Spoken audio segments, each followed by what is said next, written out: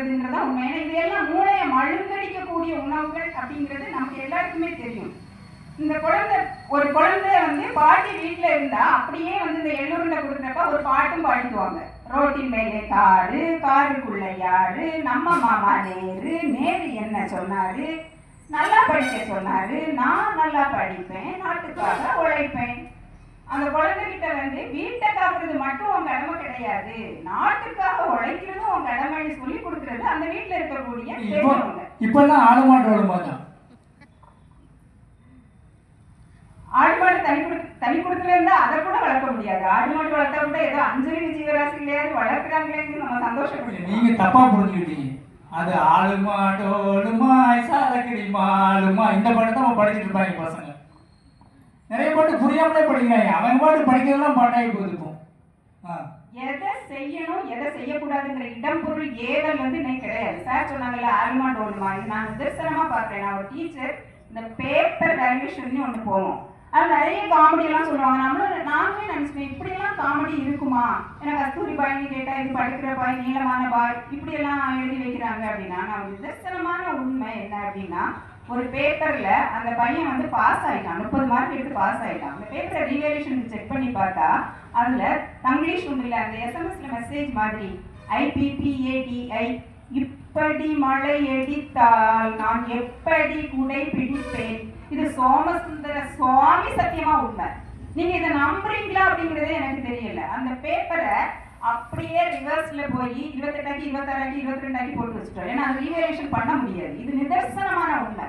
இந்த குழந்தை படிச்சு உலகத்துல எதையுமே சாதிக்க போறது கிடையாது. இது ஃபெயில் ஆகி திருப்பி அறிவு வந்து நல்லா படிச்சு அதுக்கு பிறகு முன்னேறினா போதும் அப்படிங்கிறது ஒரு டீச்சருடைய எண்ணம். இல்ல இதாவது பரவாயில்ல. இப்படித்தான் ஒரு பையன் பரிசு எழுதியிருக்கான்.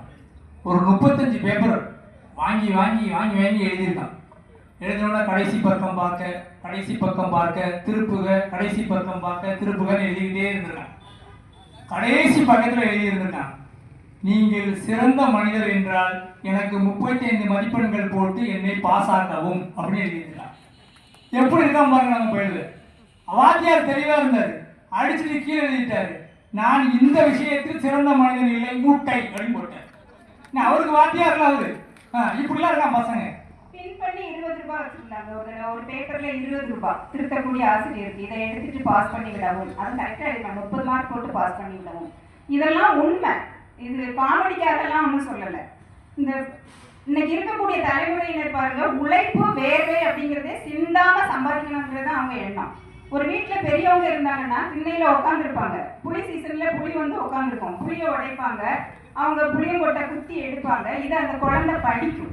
இன்னைக்கு மெக்கானிக்கல் என்ஜினியர் படிச்ச ஒரு என்ஜினியருக்கு பிளம்பிங் ஒர்க் செய்ய தெரியாது. காரணம் என்ன அப்படின்னா எல்லாமே ஏட்டு படிப்பு தான்.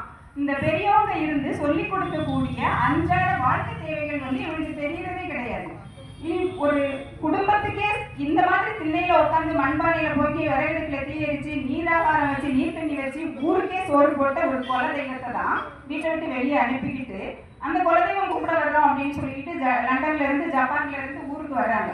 ஆனா குலதெய்வம் எது அப்படிங்கிறதே அவங்களுக்கு தெரியாது. வீட்டுல அந்த குலதெய்வத்துக்கு இடம் இருக்காது. டாமிக்கும் ஜாமிக்கும் பொமரேனியன் டாகுக்கும் அவங்க இடம் இருக்கும். அவங்க பெட்டில் அது யூரின் போகும், அதெல்லாம் சகிச்சுக்குவாங்க. இந்த மனநிலையில உள்ளவங்க தான் தனி குடும்பத்துல இருக்காங்க. நீ கண்டிப்பா பழகாத தலைமுறையினரும் இன்னைக்கு இருக்கக்கூடிய தலைமுறையினர் தான். இவங்க வந்து தலையை எப்படி எல்லாமோ சீவிக்குவாங்க. சார் சொன்ன மாதிரி சிகரெட் குடிப்பாங்க. ஆனா கூட்ட குடும்பத்துல இருக்கிறப்ப யாரோ ஒருத்தங்க கட்டாயமா தட்டி கேட்பாங்க. இன்னைக்கு தட்டி கேட்காத தலைமுறை இருக்க போய் தான் தலைமுடியை வெட்டிட்டு வர சொன்ன தலைமை ஆசிரியரை கத்தியால குத்தின மாணவரை நம்ம படிக்கிறோம். அடுத்து பார்த்தீங்கன்னா நான் ஒரே ஒரு கதையை சொல்லி முடிக்கிறேன். இந்த கண்டிப்பு அப்படிங்கிறது வந்து வீட்டில் இருக்கக்கூடிய பெரியவர்கள் இளம் தலைமுறையினருக்கு கொடுக்கக்கூடிய மிகப்பெரிய பாடம். நான் படிச்சு என்னுடைய கண்முன்ன பார்த்த ஒரு விஷயம், பிஹெச்டி படிச்ச ஒரு பொண்ணு கூட படிச்ச பையனை கல்யாணம் பண்ணிக்கிட்டாங்க, ஒரு குழந்தையும் பெற்றுக்கிட்டாங்க. அவங்க அம்மா சொன்னாங்க, அம்மா நீங்க தாலி கட்டிக்கோங்க அப்படின்னு சொல்லிட்டு. ஏமா ஒரு குழந்தை பெற்றாச்சு என்ன தாலி, அடுத்து 2வது குழந்தை பெற்றுக்கிட்டாங்க. அப்ப பாட்டி சொன்னாங்க, ஏமா தாலி கட்டிக்கோங்க. 2 பிள்ளை பெற்றாச்சு பாட்டி என்ன பெரிய தாலி, நாங்கெல்லாம் பெரிய புரட்சிவாதிகள் அப்படின்னு 3வது குழந்தையும் பெற்றுக்கிட்டாங்க. சின்ன ஒரு மனஸ்தாபத்துல அவன் ஊருக்கு போனா அங்க வேற ஒரு கல்யாணத்தை பண்ணிக்கிட்டான். கல்யாணம் பண்ணிக்கிட்டான், தாலி கட்டிய மனைவி 3 குழந்தை பெற்றவா வப்பாட்டிங்கிற பொசிஷன் கூட கிடையாது.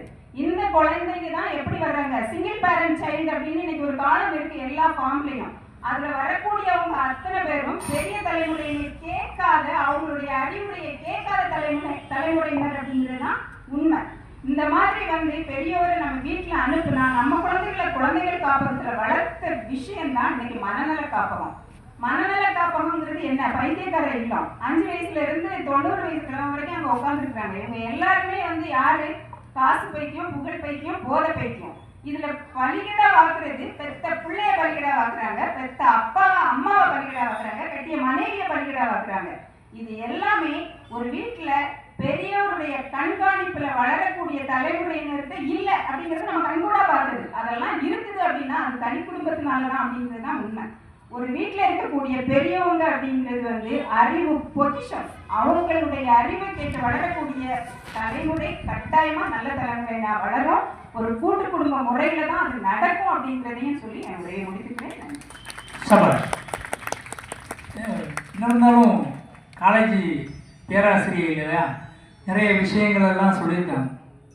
உண்மைதான் இல்லையா?